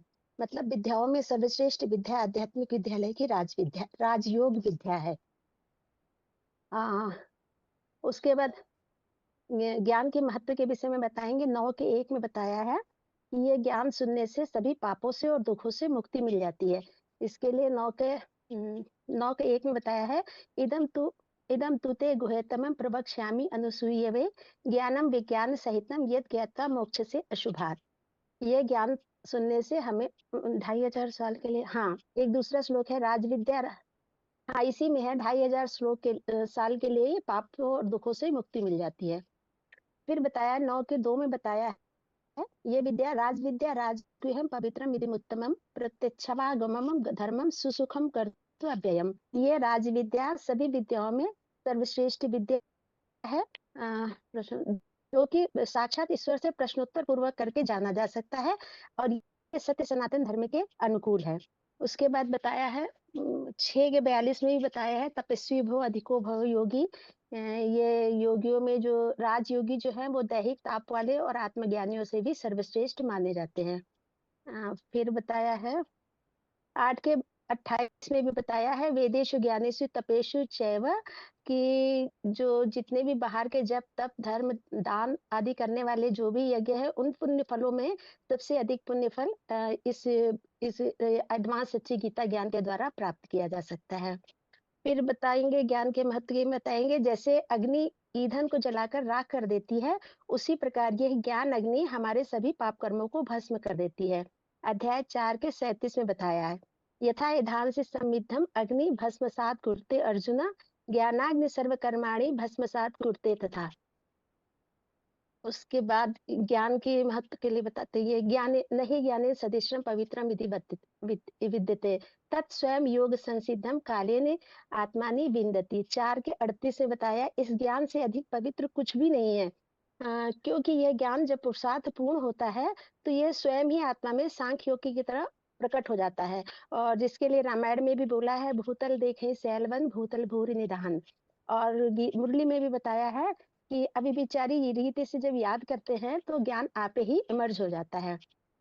फिर ये बता सकते हैं कि 7 का 2 भी बता सकते हैं कि ये ज्ञानम ज्ञानम ते अहम संविज्ञानम इदम वक्षसि अवसेत यतः ज्ञात्वा न एवं भूः अन्यतः ज्ञात्वम अवशिष्यते। मतलब ये ज्ञान से चक्रधारी बने तेरे लिए किसी भी प्रकार के अन्य बाहरी किसी भी शास्त्र आदि को पढ़ने की कोई जरूरत नहीं होती है, कुछ भी बाकी नहीं बचता इस ज्ञान को जान लेने के बाद। उसके बाद फिर हम आत्मा का शॉर्ट में परिचय देंगे कि मैं कौन। तो उस परिचय में तो ये बताएंगे ना कि आत्मा अलग चीज है और शरीर अलग चीज है। 5 तत्व से बनी हमारा ये शरीर है और 3 तत्वों से 3 चीजों से मिलकर हमारी आत्मा बनी है। तो आत्मा अलग चीज है और शरीर अलग चीज है। इसके लिए हम ये बता सकते हैं, अध्याय 2 का 18 श्लोक बता सकते हैं, अंतवंतम इमे देहा नित्य योक्ता शरीरणम अनासीनो अप्रमेयस्य तस्मात् दुधस्व भारता। कि शरीर विनाशी है, आत्मा अविनाशी है और यह कभी भी माफ करने के योग्य नहीं है। उसके बाद शरीर के लिए बताएंगे, शरीर हमारे शरीर के लिए हम बता सकते हैं 5 तत्वों का शरीर है। इसके लिए बता सकते हैं कि रामायण की चौपाई बता सकते हैं, क्षिति जल पावक गगन समीरा पंच रचित है अधम शरीर। 5 तत्व से मिलकर शरीर बनता है और ये जो आत्मा है ये शरीर में ही निवास करके सारे कार्य करती है। आत्मा का जो कर्म क्षेत्र है वो हमारा शरीर ही है। उसके लिए 13 के 2 में बताया, इदम शरीरम कौन्तेय क्षेत्रामि विधीयते एतद्धो वेति तम प्राहु क्षेत्रज्ञम इति तद्दितः। 13 के 2 में बताया है कि ये शरीर के द्वारा ही आत्मा सारा कार्य करती है। रामायण के लिए बता दिया। फिर उसके बाद हम आत्मा का परिचय देना शुरू करेंगे कि आत्मा कैसी है, आत्मा का स्वरूप क्या है। तो आत्मा के स्वरूप के लिए बताएंगे कि आत्मा अणु समान है और भ्रकुटी के मध्य में रह करके यह सारा कार्य करती है। आत्मा अणु समान है, इसके लिए बताएंगे 8 कविम पुराणम अनुशासुतारम अणु अणुयांसम अनुस्मृत्य सर्वस्य धातारम आचिन्त्य रूपम आदित्य वर्णम तमसः परस्तात्। उसके बाद बताएंगे आत्मा भ्रकुटी के मध्य में रहती है। इसके लिए बोलेंगे, प्रयाण काले मनसा चलेना भक्तान युक्तो योग बलेन चैवा भ्रुवोर मध्य प्राणम अवश्यम सम्यक समतम परमम पुरुषम उपैति दिव्यम। 8 का 10वां। फिर आत्मा कहाँ रहती है और कहाँ से आती है, इसके लिए बताएंगे, अव्यक्त अक्षर इति उक्तः तम आहु परमाम गतिम यह प्राप्तिना निवर्तन्ते तद्धामम परमम मम। और फिर आत्मा परम धाम से आती है बताएंगे। उसके बाद भगवान का आत्मा और परमात्मा दोनों का ही निवास स्थान परम धाम है। इसके लिए बताएंगे, जहाँ परमात्मा रहते हैं वहीं की आत्मा निवास करने वाली है। इसके लिए बताएंगे, न तद भास्यते सूर्यो न शशांको न पावका यद गत्वा न निवर्तन्ते तद्धामम परमम मम। उसके बाद आत्मा शरीर में भ्रकुटी के मध्य में रह करके पूरे शरीर को ऐसे चलाती है जैसे कि सूर्य एक स्थान पर रहकर पूरे विश्व को प्रकाशित करता है, वैसे ही। इसके लिए हम बताएंगे, यथा प्रकाशति एकः कृतस्नम लोकः इम रवि क्षेत्रम क्षेत्री तथा कृतस्नम प्रकाशति भारत। 13 का 33 नंबर।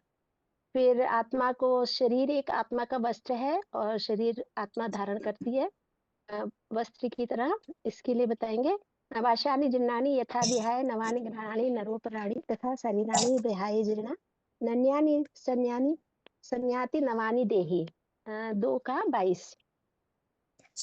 फिर आत्मा विनाशी है और देह विनाशी है और आत्मा जन्म मृत्यु के चक्र में आती है। उसी प्रकार से जन्म मृत्यु के चक्र में आती है जैसे आत्मा शरीर ये युवावस्था आती है, बाल्य अवस्था के बाद युवावस्था आती है, युवावस्था के बाद बुढ़ापा अवस्था आती है। इसी प्रकार शरीर छोड़कर आत्मा दूसरा शरीर धारण करती है। उसके लिए बताएंगे देहिनो अस्मिन् यथा देहि कौमारम यौवनम जरा तथा देहांतरः प्राप्ति धीरस्तत्र न मुह्यति 2 का 13। फिर आत्मा जन्म मरण के चक्र में आती है। इसके लिए भी जन्म मरण के जो चीज जिसकी जन्म निश्चित है, जिसका जन्म है उसकी मृत्यु निश्चित है, जिसका मृत्यु है उसका जन्म निश्चित है। इसलिए ये आत्मा शोक करने के योग्य नहीं है। इसके लिए बताएंगे जातस्य हि ध्रुवम मृत्युम ध्रुवम जन्म मृत्युश्च च तस्मात् अपरिहार्य अर्थेन त्वं शोषितुम अर्हसि। फिर 2 के 18 वाला तो बता ही दिया दीदी। इसमें 3 चीज एक साथ आ जाती है कि आत्मा अविनाशी है, शरीर विनाशी है और यह माप करने के योग्य नहीं है। अंतमंतम इमे देहा नित्य योगता शरीरणम अनासीनो प्रमेशे तस्मा युद्धस्व भारत। फिर आत्मा के ऊपर 5 तत्वों का प्रभाव नहीं पड़ता। इसके लिए हम बताएंगे नैनम छिद्यन्ति शस्त्राणि नैनम दहति पावका न चैनम क्लेदयन्त्यापो न शोषिता मारुता। एक और आएगा 2 का 23 है ये। एक और आ सकता है 2 का 24 अच्छेद्यम यम दाह्यम अयम अत्क्लेद्यम अशोष्यम एव च नित्य सर्वगत स्थाणु रचलोयम सनातना। ये मतलब इसको जलाया नहीं जा सकता, काटा नहीं जा सकता, इसके विषय में बता सकते हैं। भिगाया नहीं जा सकता इसके। आत्मा अव्यक्त है। इसके लिए बताएंगे अचिंत्य है, पंचभूतों का संग न रहने पर ये सदा निर्विकारी बताई जाती है। 2 का 25 बताएंगे अव्यक्तोयम चिंत्योयम विकार्योयम उच्यते तस्मादेव विदिस्तवैनम नानुशोषितु अर्हसि। फिर आत्मा 3 चीजों से मिलकर बनती है, मन बुद्धि संस्कार। तो मन के लिए बताएंगे आत्मा कि ये मन बड़ा चंचल है और इंद्रियों को मत डालने वाला है। 6 के 34 में बताएंगे चंचलम ही मन है कृष्ण प्रमाथि बलभद्रणम तस्य अहम निग्रहम मन्ये वायु इव सुदुष्करम। फिर मन को स्थिर करने का तरीका बताएंगे, चंचल मन को कैसे स्थिर करें। उसके लिए बताया है 6 के 35 में। हाँ असंशयम महाबाहु मनः दुर्निग्रहम चलम अभ्यासेन तु कौन्तेय वैराग्येन च गृह्यते। फिर 6 के 25 में बताया सैन्य सैन्य उपरमेते बुद्धिया घृति ग्रहितया आत्मसंस्था मना कृत्वा न किंचितम अपि चिंत्यते। कि धीरे धीरे मन को उपराम कर करके कंट्रोल में किया जा सकता है। फिर एक और है इसमें 6 का 36 असंशयात आत्मानाम योगो दुष्प्राप इति मे मति वश्यात मना तु यतता साक्य अवाप्तु उपासयत। ये याद नहीं है दीदी मुझे। वशीभूत मन निरंतर। हाँ और फिर बुद्धि के लिए बताएंगे कि बुद्धि हमारी जो बुद्धि है वो इंद्रियों से भी अधिक प्रबल मन है, मन से प्रबल बुद्धि है। बुद्धि जो शंकर कहा जाता और उससे भी प्रबल बुद्धिमानों की बुद्धि जिसे कहा जाता वो है त्रिनेत्री शिव। उसके लिए बताएंगे इंद्रियाणि परान्याहु इंद्रिभ्यो परमम्मना मनस्तस्तु परार्बुद्ध्योर बुद्धे परसस्तु सा। फिर बुद्धि के पतन का कारण क्या है कि बुद्धि क्यों पतन में जाती है, इसके लिए बताएंगे 2 के 62 ध्यायताम विषयों का भोग करने से आसक्ति उत्पन्न होती है और आसक्ति से कामना उत्पन्न होती है और दैहिक कामना पूरी न होने से जोर का क्रोध उत्पन्न होता है। इसके लिए 2 के 62 में बताया ध्यायतो विषयांतुंगा संगस्तेषु उपजायते संगाद संजायते कामा कामात क्रोध अभिजायते। फिर ये बताया है 2 के 63 में बताया है क्रोध से संपूर्ण मूढ़ता आती है, मूढ़ता से स्मृति का नाश होता है और स्मृति का नाश होने से निर्णय शक्ति नष्ट हो जाती है और व्यक्ति अनिश्चय रूपी मृत्यु की ओर चला जाता है। क्रोधाति भवति सम्मोहा सम्मोहात विस्मृति भ्रमम स्मृति प्रशांत बुद्धिनाशा बुद्धिनाशात प्रणश्यति 2 का 63। फिर संस्कार के लिए बताएंगे कि 15 के 8 में बताया है कि आत्मा शरीर छोड़ती है तो जैसे सूक्ष्म इंद्रियों को अपने साथ संस्कार के रूप में ले जाती है, जैसे वायु फूलों से सुगंधियों को दूर ले जाती है, ऐसे ही प्राण वायु भी ऊपर अपना प्रकृति के दैहिक 23 तत्वों के साथ लेकर के जाती है। इसके लिए श्लोक आया है 15 का 8। शरीरम यत् अवाप्नोति यत् च अपि उत्क्रामति ईश्वरः गृहीत्वा एताति संयाति वायुगणानाम इव आस्यात्। याद नहीं है दीदी, ये पढ़ के बता रही हूँ।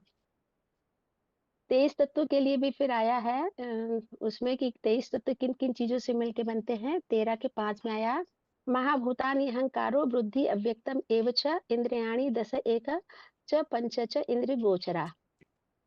फिर संस्कार के लिए बताएंगे संस्कार के लिए बताया कि प्राणी अपनी प्रकृति स्वभाव और संस्कार के अनुसार ही कर्म करता है, इसको कोई रोक नहीं सकता। जो संस्कार लेके आता है उसी के अनुसार ही कार्य करता है। सदृश्यम चेष्टते व्यस्य प्रकृति ज्ञानवानपि प्रकृति यान्ति भूतानि निग्रह किम करिष्यते। 3 का 33। फिर किस इनका अनेक योनियों से, हाँ, आत्मा के अनेक योनियों में जन्म लेने का कारण क्या है। इसका कारण है कि 3 गुणों से जो आसक्ति आत्मा की होती है, उस आसक्ति के कारण ही आत्मा अनेक योनियों में जन्म लेने लेती है। इसके लिए श्लोक आया 13 का 21। पुरुष प्रकृतिस्थो ही भुक्त्वे प्रकृति जान गुणान कारणम गुण संगः अस्य सदो निजन्मसु। 3 गुणों के कारण प्रकृति आत्मा अपने अन्य जन्म लेती है। फिर उसके बाद हाँ, एक और आया है कारण, जन्म लेने का कारण बताया है। 13 का 23 में बताया है कार्य कारणि कर्तृत्वे हेतु प्रकृति उच्यते पुरुषः सुख दुःखानां भोक्तृत्वे हेतु उच्यते। याद नहीं है, पढ़ के बता रही हूँ दीदी। अपने ही कर्मों के विनाशी रिकॉर्ड के कारण ही आत्मा जन्म मरण उसमें दूसरा शरीर धारण करती है, जन्म लेती है। फिर बताया है आत्मा को ज्ञान चक्षु से देख सकते हैं, इन स्थूल आंखों से नहीं देख सकते हैं। उत्तरामंतम स्थित वा अपि भुजंगान वा गुणान्विता विमूढ़ा न अनुपश्यन्ति पश्यन्ति ज्ञान चक्षुषा। इसको ज्ञान नेत्र से ही देखा जा सकता है। आत्मा विषय भोग का सेवन करती है, इसके लिए बोला है इंद्रियों का आधार लेकर विषय भोग का सेवन करती है, इसके लिए बोला 15 के 9 में। श्रोत्रम चक्षुस्पर्शनम च रसनम घ्राणमेव च अधिष्ठाय मनश्चाय विषयान उपसेवते। फिर बताया आत्मा में लेप छेप चढ़ता है, इसके लिए बताया ज्ञान नेतृत्व कलमसा 5 का 17। हाँ, तद्दुध्यम तदात्मनः तन्निष्ठा उत्परायणा गच्छन्ति पुनरावृत्ति ज्ञान निधुत्त कलमसा। कि आत्मा को ज्ञान के द्वारा ही धोया जा सकता है, इसके लेप छेप को। फिर आत्मिक स्थिति की प्रैक्टिस करने के लिए बताया कैसे प्रैक्टिस करना है। न इहम अभिक्रम नासो अस्ति प्रत्यवायो न विद्यते स्वल्पस्मयी अस्य धर्मस्य त्रायते महतो भयात्। 2 का 40। इतना बताने के बाद फिर हम जब कोर्स की समाप्ति करते हैं तो कोर्स की समाप्ति के समय में हम जब जो बताएंगे कि प्रश्न बताएंगे, जैसे गीता के 4 के 34 में बताया है ना, परिप्रश्न ये सेवया, कि प्रश्न पूर्वक तुम इस ज्ञान को मैंने जो तुम्हें बताया है इसको अपने मन के अंदर ही प्रश्न उत्तर पूर्वक समझो, विचारो और फिर जैसा तुम्हारा जी में आए वैसा करो। इसके लिए हम बता सकते हैं 18 का 63। इति ते ज्ञानम अख्यातम इति गुहाद गुहेतरम मया विस्मृत्य एत अशेषणम यथा इच्छसि तथा करो। यह विशेष बेसिक से भी ज्यादा एडवांस विशेष ज्ञान मैंने तुमको बताया है, इसको अपने मन में प्रश्न उत्तर पूर्वक विचार सागर मंथन करो और जैसा तुम्हें अच्छा लगे वैसा तुम करो बोल के बता सकते हैं। और फिर एक और बता सकते हैं इसी संदर्भ में, आत्मा स्वयं अपना शत्रु है, आत्मा स्वयं अपना मित्र है। उद्धरेत आत्मा नाम न आत्मा नाम अवसाय देते आत्मा एव ही आत्मनो बंधु आत्मा एव रिपु आत्मना। ये आत्मा अपना ही शत्रु है, अपना ही मित्र है। और इसमें एक और बता सकते हैं 6 का 6। बंधु आत्मा आत्मा नाम तस्य एन आत्मा एव आत्मना इचितः अनात्मना तु शत्रुत्वे वर्तते आत्मा एव शत्रुवतः। बस दीदी इतना ही बता सकते हैं। माता जी, इसमें से जितने श्लोक आपको याद है जो आप बिना देखे बता सकते हो, उनकी संख्या बताइए। संख्या कुछ कुछ तो बीच बीच में अटक जाती है, लेकिन काफी कुछ याद है थोड़ा। वैसे अभी देखिए माता जी, जो मेन श्लोक है उनका उच्चारण भी सही नहीं हुआ था। जैसे हाँ नेहा विक्रम नाशोस्ति, ये तो बहुत मेन श्लोक है आत्मा के टॉपिक में, लेकिन इसका अच्छा उच्चारण सही नहीं था। तो ऐसे जो अच्छा मेन श्लोक है ना, आप उनका उच्चारण जरूर जी हाँ दीदी, अभी याद कर रही हूँ, प्रैक्टिस पे ही हूँ अभी। मोस्टली हेलो, श्लोक की आवाज नहीं आ रही दीदी। उच्चारण का ठीक था, बाकी ज्यादातर श्लोकों के उच्चारण हाँ ज्यादातर उच्चारण तो सही नहीं आवाज है आ रहा बहुत है। सारे। जी जी जी जी दीदी, अभी आवाज आई है। हाँ, तो हेलो, उससे मतलब ठीक चली गई आवाज। हमारा आवाज नहीं जा रही है, बार बार चली जा रही है। हाँ दीदी, मैं याद करूंगी अभी और पक्के से इनको। लेकिन जहाँ पे जो श्लोक मैंने बोला है दीदी, वो सही है ना? उसमें कहीं कोई वो तो नहीं है कि इस जगह पे ये श्लोक आना चाहिए, कुछ गड़बड़ हो गई हो, ऐसा तो कुछ नहीं है ना? नहीं, वो तो सारा ठीक है माता जी, हाँ हाँ। और याद लेकिन अभी अभी पूरा नहीं है मुझे, मुझे याद करना पड़ेगा अभी बहुत हाँ, श्लोक तो वही जाने बात के। है माता जी, यहाँ खास ये बात बताई थी कि आपको जितने श्लोक याद हो पाते हैं आप उतना ही बताइए। यहाँ समस्या हाँ ये हो दीदी, जाती है ना। वो जब जब बताने का टाइम होगा तो फिर वो मैं जहाँ जो जो याद रहता बस वही बताती हूँ, ये सारे नहीं बताती हूँ। ये तो टॉपिक तैयार किया था ना, इसलिए मैंने पूरा ही लिख लिया ओ, कि याद करने समस्या में। ये है ना माता जी, जैसे अभी हाँ सारे श्लोक आपने बता दिए, तो ऐसे होता है कि जितने भी माता भाई क्लास में जुड़े हुए तो सबको ये बुद्धि में आ जाता है, अच्छा हमें भी इतना सारा याद करना है, तो टेंशन अच्छा हो जाता है कईयों को। तो अच्छा, इसीलिए इजी वे शॉर्ट में है कि बताऊंगी अगली बार। हाँ, आप अगली बार जो मेन श्लोक आपको जितने याद होते हैं, जो आपको किताब भी हाँ ना खोलना पड़े, आप ऐसे प्रैक्टिस करके फिर दोबारा बताइए। जो बिल्कुल आपको जी। कुछ भी देखने की आवश्यकता नहीं, अगर आपको 5 श्लोक याद है तो आप उतना ही बताइए, लेकिन उच्चारण भी आपका सही तो मेन होना मेन चाहिए। श्लोक जो है दीदी, जो मेन मेन श्लोक है, जो 5 6 हाँ 7 7 8 श्लोक, वो तो याद है मुझे। लेकिन जो कुछ कुछ जो बीच बीच में हाँ गहरे गहरे श्लोक है, वो नहीं याद है। हाँ, तो पढ़ वो के कोई बता रही हूँ। बात नहीं, उसे छोड़ दीजिएगा। जी इससे बाबा भी बोलते हैं ना, ठीक है। हमें तो पंडित हाँ तो बनना नहीं है, हमें तो मूल वो बात वो तो वो है, तो हमें कुछ मेन प्रूफ बताने हैं इस हिसाब हाँ, से। वो तो मैं छोड़ दूंगी, लेकिन आपको मैंने इसलिए बताया कि मैं समझ हाँ सकूं कि कहीं कुछ इसमें गलत तो नहीं है, हाँ हाँ, इसलिए मैंने बाकी जो बताया कि टॉपिक अनुसार आपने पता चल बताया जाएगा। हुआ है वो सारा जी ठीक है माता जी, बस जी जी। उच्चारण पे थोड़ा सा ध्यान दीजिएगा। ठीक हाँ है बस माता यही जी। टॉपिक के लिए मैंने आपको पूरा बताया हाँ कि कुछ गलत हाँ, होगा तो आप ठीक है बता माता जी, देंगे। और टॉपिक ठीक सारे है। ठीक है माता जी। ठीक है, ठीक, थैंक यू दीदी। हाँ हाँ, जी, ओम शांति। ओम शांति। अभी क्लास का टाइम पूरा होने जा रहा है, इसीलिए आज के लिए तो यहाँ ही रुकाया जा रहा है क्लास। बाकी कल जो टॉपिक हमने समझा था अजन्मा का, उस टॉपिक को जरूर फिर से पढ़ करके रखिए। आज तो केवल सुनाने के लिए बोला था कि कहाँ तक सभी ने समझा है, या एक व्यापी के टॉपिक की तैयारी कहाँ तक की है। लेकिन आज शाम के क्लास में और अगले हफ्ते के टेस्ट में इस तरह बताने के लिए नहीं बोला जाएगा, बल्कि ग्रुप में फोन अनम्यूट करके प्रश्न पूछे जाएंगे, क्योंकि ऐसे करने से बहुत कम लोगों के फोन अनम्यूट हो पाते हैं। वो तो बस लिंक वाइज कितनों की तैयारी है ये जानने के हिसाब से आज ऐसे किया है। बाकी अगले टेस्ट में पूरा एक व्यापी का टॉपिक अच्छी तरह से पढ़ के रखिए, क्योंकि ग्रुप में फोन अनम्यूट करके कोई भी प्रश्न पूछा जाएगा, तो इस हिसाब से जो भी मुरली के पॉइंट्स हमने लिए थे उन्हें भी पढ़ करके रखिए। अभी आज के लिए गीता क्लास यहाँ ही पूरा कर रहे हैं। ओम शांति।